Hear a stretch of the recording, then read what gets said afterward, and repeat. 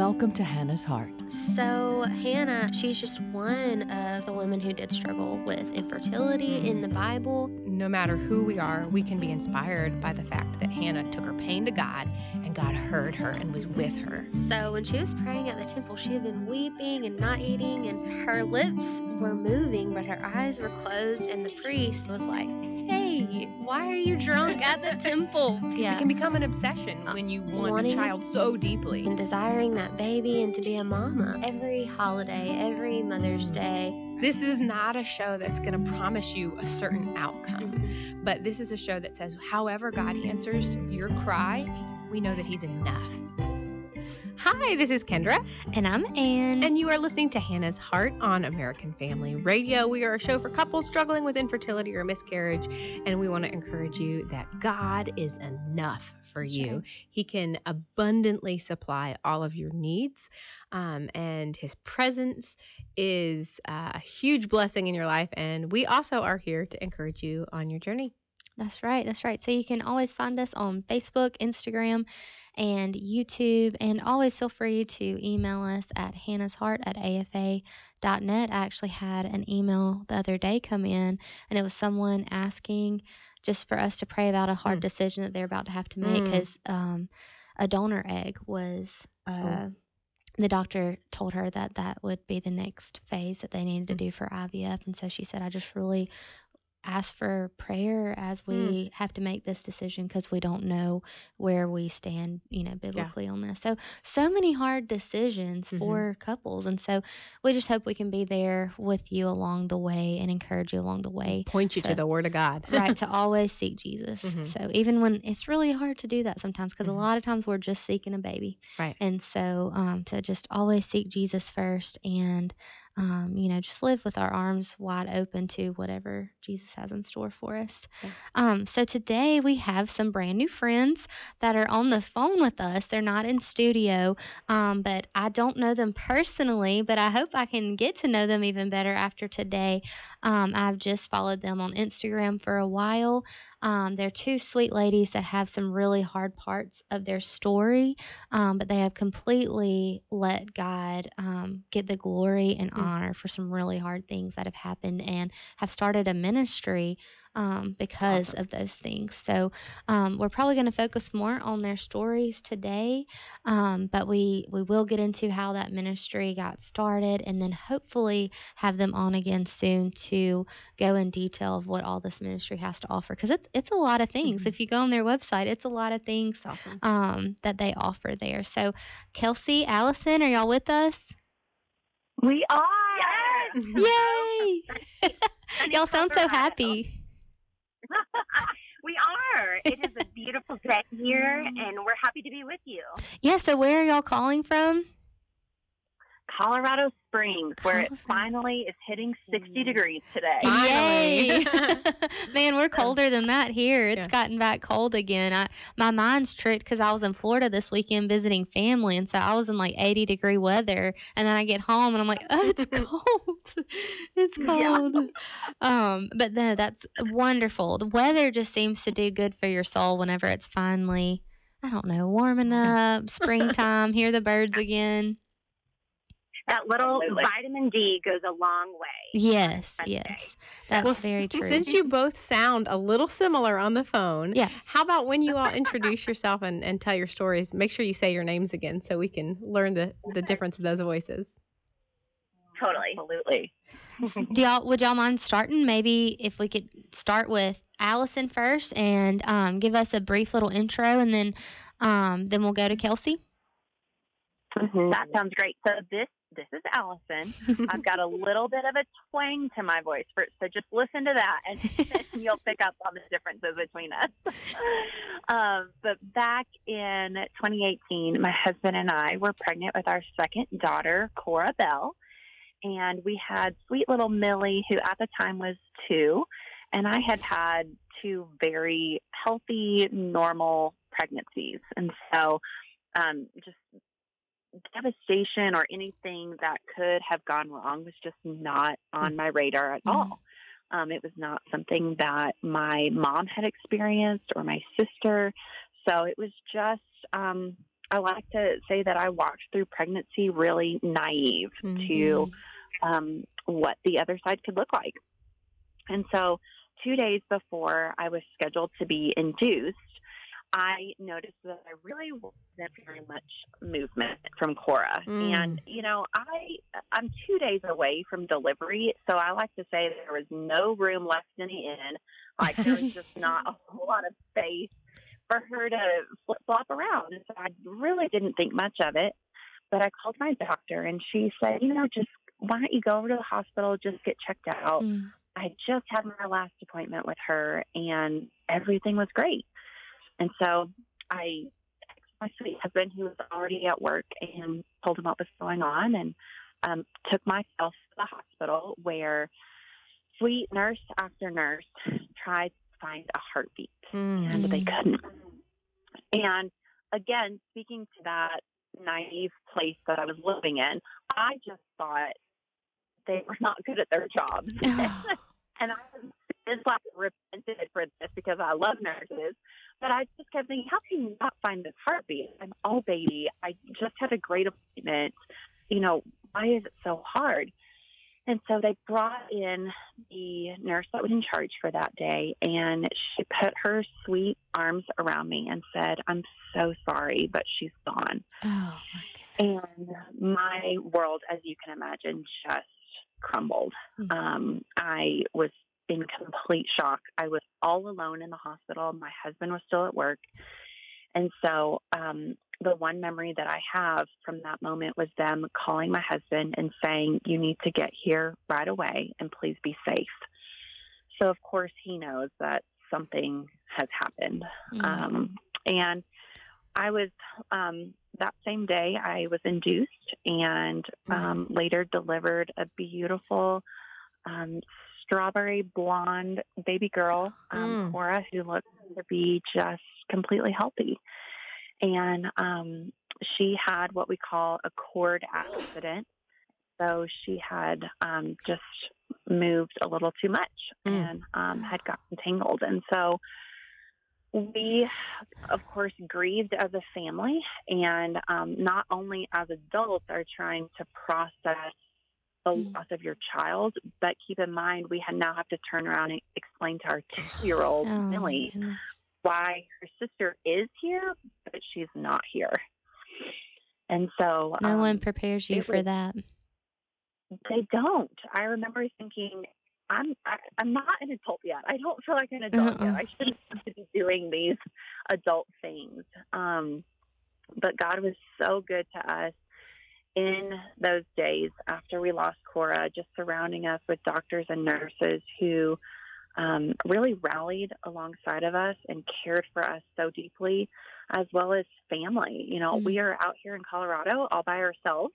Our parents, my husband's parents are in Texas and mine are in Indiana, and they dropped everything to be with us the next day and stay with us until we could get funeral arrangements made and figure out, again, how to process in a healthy way. Wow. I can't imagine when you have to deliver under those circumstances, how did you make it through even just that experience? Oh, that's a good question. It is not by my own strength. That's all that I can say. Because I remember demanding, I want a C-section. Like, I will not go through this. I will not go through the gut-wrenching, not only physical pain, but emotional pain of having to deliver my baby in the silence. And my husband he held me and he looked at me, and he comes from a medical background. And so he was really able to speak to me on a level of his wife, where I could understand he is here with me. We are going to do this together. I am not alone in this. But also, I have to give a huge shout out to my nurse and my doctor.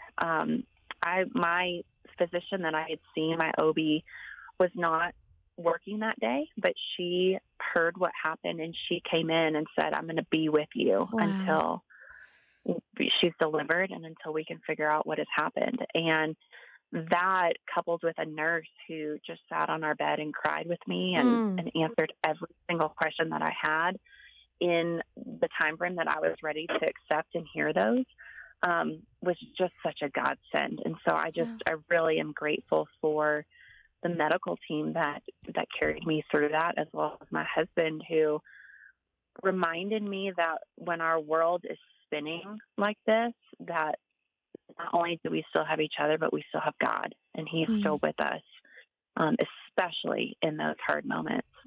But I also had a really good friend who showed up at the hospital, who is still sitting next to me today, and cried and wept with me and answered questions that I had, and loved me in a way that she knew best how to, given the day and the circumstance. So it was a team effort. So at the time that you lost Cora, had Kelsie already experienced her loss? That's a great question, Anne. So maybe segue into your story. Yeah. Yeah, absolutely. This is Kelsie. Hello.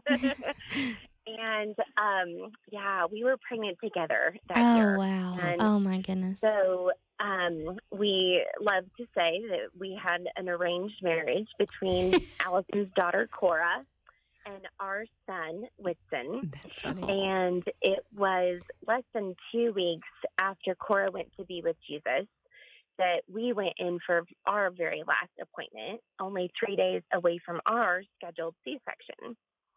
And almost the exact same thing happened. Oh, my goodness. We went into the ultrasound room where sweet technician after technician came in with the same answer.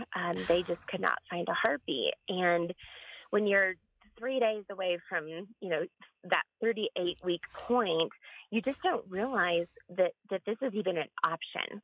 Mm-hmm. And it was then that we found out that our son, Whitson, had also went to be with Jesus. And so we moved up our scheduled C-section day to the very next morning, and we went in. We actually went home that night. It was a Friday evening, and we just prayed. We were met with probably 40 people from our church, just dear friends, close pastors who just love us dearly. And we pled, we begged God for a miracle. And I mean, the prayers that you have no idea what you're saying. And that's when the Holy Spirit just kind of takes over and He intercedes for us. This was that moment. And the next morning we went in, and I asked them to check again. I had very high amniotic fluid, and so I could still feel Whitson moving in my stomach, in my belly, up until we delivered. And I said, please just check again. And my doctor, just like Alyson's doctor came in on his off time, on her off time, mine did as well. And he checked again and to confirm that there was no heartbeat. And I delivered a perfect looking, curly haired, 8-pound baby boy with the biggest cheeks. And we were just smitten. But also we were left with a lot of questions because he did look perfect to the outward appearance. And it wasn't until we got my amniotic fluid testing results back about a month after we delivered him that we found out that he had a rare chromosome mutation. He had trisomy 12, which is a third chromosome in the 12th pair. And the results said that was not compatible with life. And so trying to kind of wrap our heads around, okay, with a diagnosis like this, what does that look like for having future children, of course. But also we had a daughter previously. Her name is Kennedy. She was 5 at the time when we delivered Whitson, but she's now 9.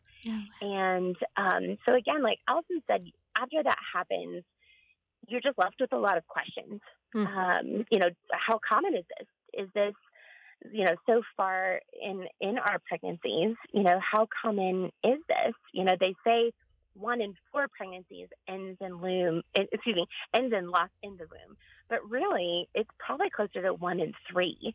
Wow. And keeping in mind that the 1 in 4 is just what's reported. Wow. And so we spent that spring and that summer of 2018 just grieving together. It was a rough 2 weeks, between the time that Cora went to be with Jesus and between the time, that we delivered Whitson, because all of the questions regarding our friendship, we worked together, we were best friends, we still are, but what could that look like for our future? I was still pregnant when Cora went to heaven. What could that look like potentially?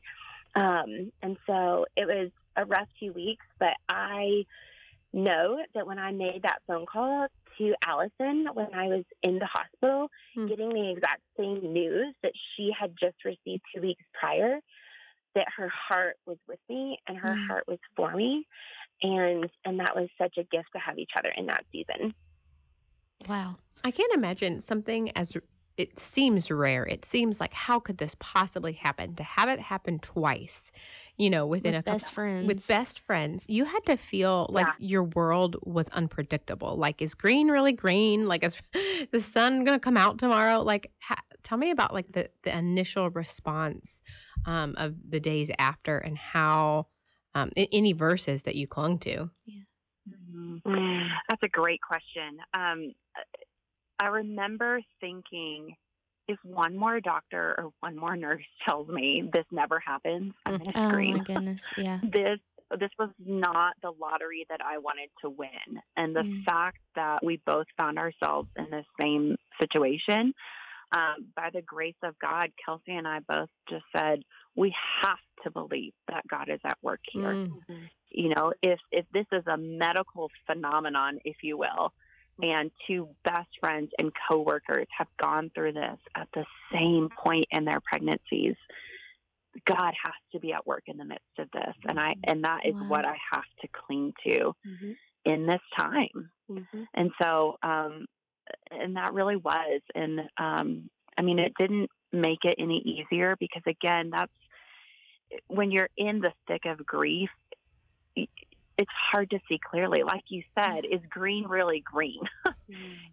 How is it that I'm going to be able to pick these pieces back up and carry on with my life and be a good mom to my child here on earth and a good wife to my husband? Like, am I ever going to be able to do that again? And the Lord really sustained us and gifted us with each other during that season to have a safe person where you can just in one breath be having a great conversation about the weather, and then the next minute you're both crying, and there's no question why. It's just, I just need this moment. And that was such a safety net for me. Yeah. And also, it's like, I remember thinking in my head, like, okay, God, like, I know that you don't do anything on accident, right? Like, you didn't just wake up today and decide this is what's going to happen. Like, I know that you are present, that you are still, that your heart is still for me,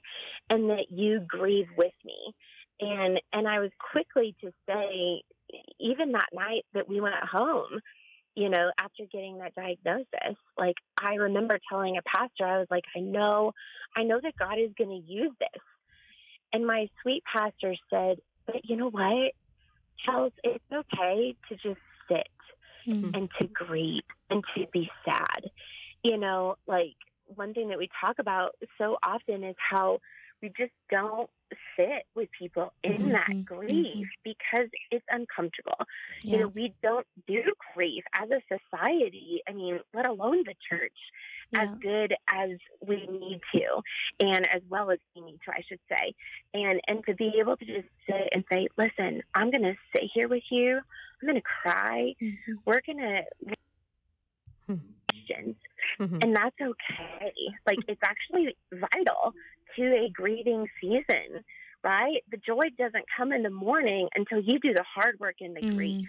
The That's night, so true. like in the night. And so, yeah, like the benefit of just being able to sit in that and cry out to God and having each other, like we went to each other's houses so many days after our losses, and we just cried together. Like sometimes we would just sit and cry, and we joke about, like, if our couch could tell stories, you'd probably buy us a new couch. And but it's just such a blessing to have someone who gets it, and which really stresses the need for just a safe community to allow people to grieve, to allow people to process. And we feel like really that's what God has told us to create with Foreknown. Wow. Well, I love what you said about just being silent and sitting at times. I recently heard a teaching about in the ancient Hebrew culture, there's something called sit and Shiva, which is a concept of if somebody has a loss and is grieving, you go and you're not allowed to be the first person. Have you heard this term? Yes. That you're not supposed to be the first person to talk. You have to wait till they say something.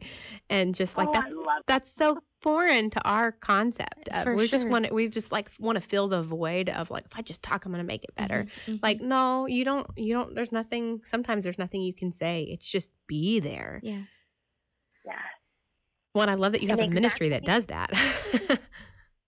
Oh, well, and that's really the vision that God gave us, to be quite honest. Like, we'd love to tell you kind of how that came to be. As Alyson and I, at the time back in 2018, were coworkers, we did take a short bereavement leave, if you will. We definitely, neither one of us felt like we could really take a full maternity leave, but thankfully we were given that option. But we also didn't want to sit in that misery, and we wanted to honestly, we wanted to start picking up pieces and facing the future of what that could look like. And we were at work one day, and it was a hard day. We, were being attacked from all sides, and we just felt like we needed to just get away. And we went to our boss and said, we really don't have a lot to give today. And she thankfully gave us the grace to just end the day early. And we went and had a horrible Mexican brunch. And it's funny that we say that, because usually the words good Mexican food and brunch usually don't share the same sentence for a reason. But it was at that brunch that we discovered that God gave us the exact same dream separately.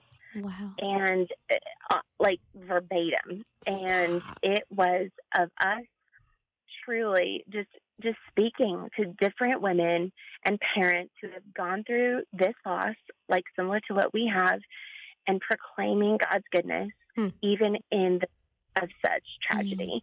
And it was clear as day. God said, I want you to shine my light on the dark topic of pregnancy and infant loss, because of course there's a ton of resources out there, but are there any that point past the grave to the hope that only Jesus can offer, right? And that's where truly Foreknown was born. Okay, I was wondering where the name came from. Yes, Jeremiah 1:5. Jeremiah 1:5. What's that verse say? I know you before you're even in your mother's womb. I've set you apart. And because, again, this is not a surprise to God. And God knows our hearts so well. When we go through hard things, we commonly think, gosh, God, where were you in this? Like what? Why did you not save Winston? Why did you not save Cora? Why did you allow this to happen? And we question God's sovereignty. But really, the truth is that God's character and his heart never changes, even when our circumstances do. One of the messages that has become almost prime in every conversation that we have with women is we have to dispel this notion that God took our babies because he didn't. That is not his heart for us. But he welcomed them into heaven with open arms. And so if we can take our view on our story and realize, you know what, as a believer, not only am I going to be reunited in heaven with my Savior, but also I get to spend eternity with my child who has been there and who is waiting for mama to get there. And shoot, it is just, I have had such a newfound appreciation and understanding of heaven and God's heart. And even this picture of Jesus sacrificing himself on the cross, picturing me, picturing my story and what I'm about to walk through in life, and my daughter who never got to live on this side of heaven. Look, we're going to have you all back because there is so much more we can learn from you ladies. We're about at the end of our program. This is Foreknown Ministries. Go check them out, and we'll have these guests back.